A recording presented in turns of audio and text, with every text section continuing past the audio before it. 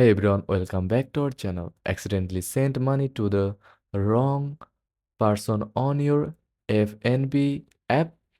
Don't worry. Today I'm going to show you how to reverse money on the FNB app. Here's to request a reversal.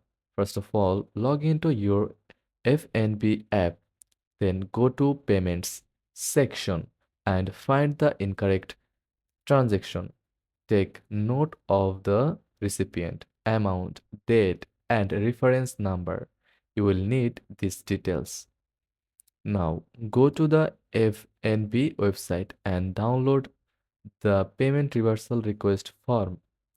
Fill in your account details, transaction details, and reason for reversal. Then sign the form as the account holder.